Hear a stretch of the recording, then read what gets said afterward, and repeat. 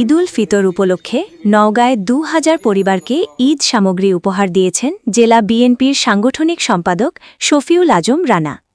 নওগাঁ থেকে সুবীর দাসের প্রতিবেদনে দেখুন বিস্তারিত।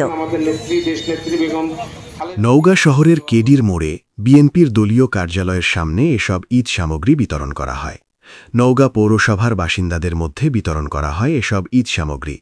উপহার পেয়ে সকলেই আনন্দ প্রকাশ করেছেন।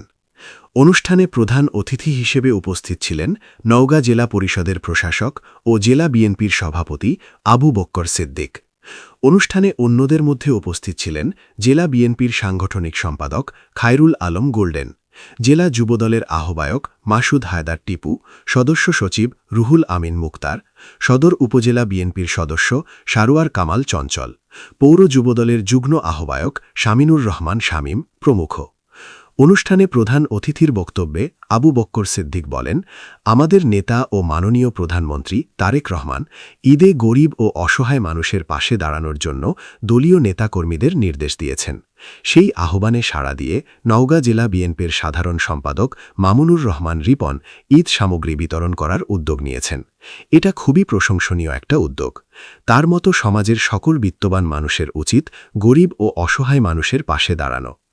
আয়োজনকারী নওগাঁ জেলা বিএনপির সাংগঠনিক সম্পাদক শফিউল আজম রানা উপস্থিত জনগণের কাছে শহীদ রাষ্ট্রপতি জিয়াউর রহমান, বাংলাদেশের ৩ বারের সাবেক প্রধানমন্ত্রী প্রয়াত বেগম খালেদা জিয়া, তার কনিষ্ঠ সন্তান প্রয়াত আরাফাত রহমান কোকো এবং প্রধানমন্ত্রী তারেক রহমানের জন্য দোয়া চান।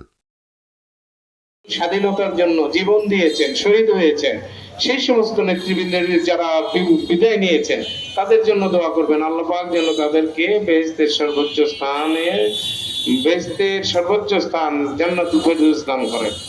আর আপনাদের মাধ্যমে আমি একটু সাংবাদিক ভাইদের মাধ্যমে একটু বলতে চাই, আমরা যারা সমাজের বিভিন্ন বিত্তবান মানুষ রয়েছি, আমাদের দায়িত্বই রয়েছে অসহায় মানুষের পাশে দাঁড়ানো। আমরা যদি প্রত্যেকে শফিউল আজম রানার মতো দায়িত্ব নিয়ে যদি আমরা অসহায় মানুষের পাশে দাঁড়াই, বিত্তবান মানুষরা যাতে সমাজের বিত্তবান মানুষরা যদি পাশে দাঁড়ায়, তাহলে আমাদের অসহায় মানুষদের মুখে হাসি ফোটাতে সময় লাগবে না।